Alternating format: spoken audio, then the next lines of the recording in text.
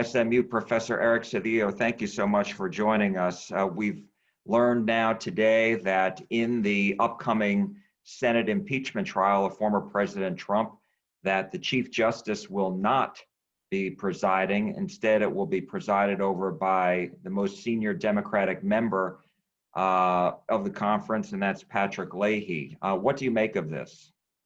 Well, I think people need to understand that the impeachment process is not a criminal situation. It's not a situation where you need a judge presiding, making determinations on whether or not evidence should be introduced, things of that nature. The person who's sitting or kind of overseeing, as we saw with Chief Justice Roberts in the first impeachment trial, doesn't have much practical impact in terms of what is heard and what is seen and the direction. A judge is usually an impartial third party, but that's with respect to criminal trials. I don't think there's going to be much of an impact than anybody presiding over this particular situation, that there's going to be any difference in terms of how that would make or any factors to be taken into consideration in the evidence produced. So I don't think it's going to be problematic for the president to get a relatively fair impeachment proceeding in the Senate, just because the president pro tem is presiding.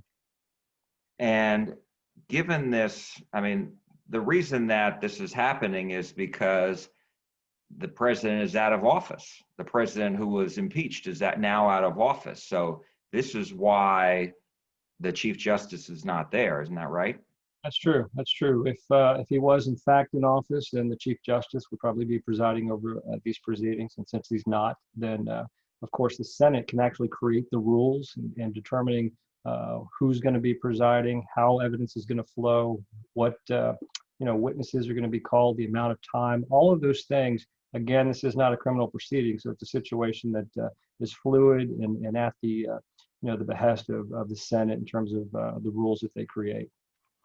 Does the former president have the ability to raise this as an issue and say and appeal directly to either the Supreme Court or a federal court to start, and then ultimately make its way up to the Supreme Court?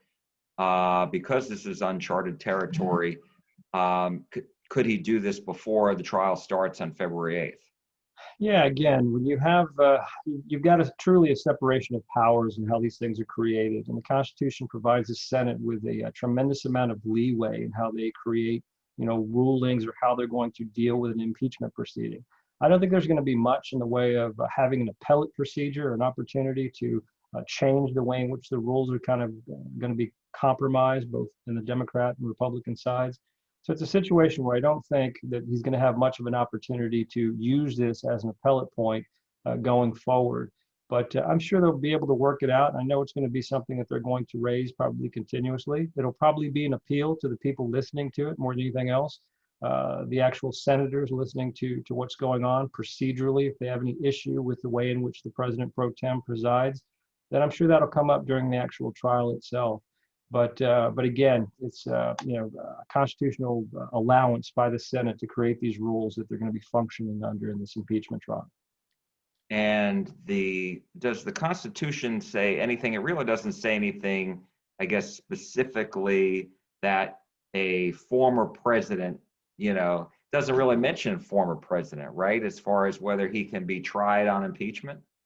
That's right. It's again, we don't have a huge historical context or precedent for impeachment proceedings, and it's pretty open in terms of its interpretation. It allows the Senate again to control a lot of how things happen, how they go forward, and what they do. I think there may have been more of an issue if the House hadn't actually impeached the president before his leaving office.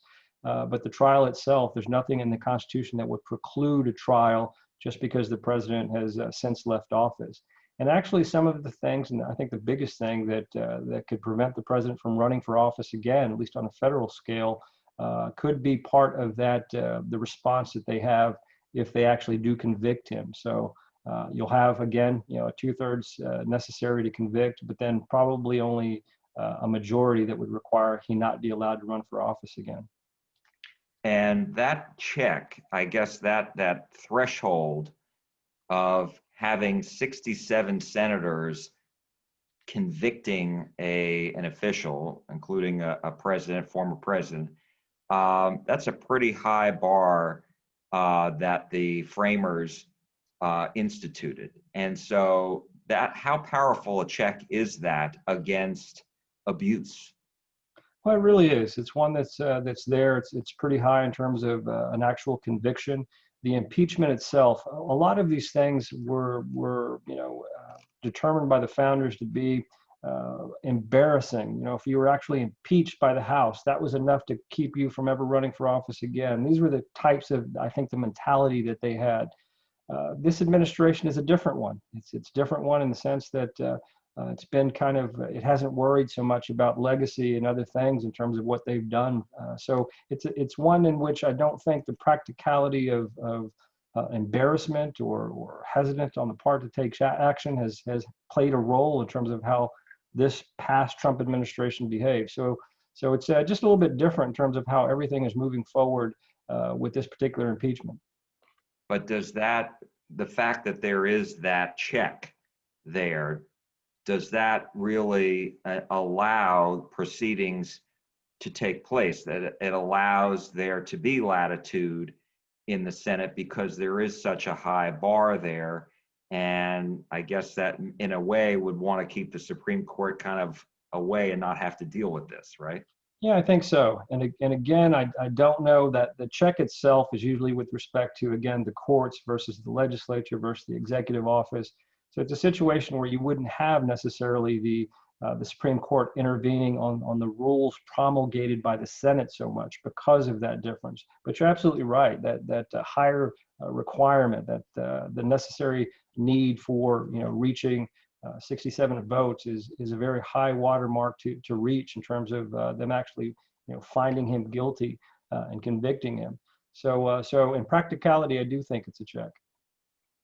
All right, Eric Cedillo, thank you so much for joining us. Really appreciate your insight today. Thanks, Jack.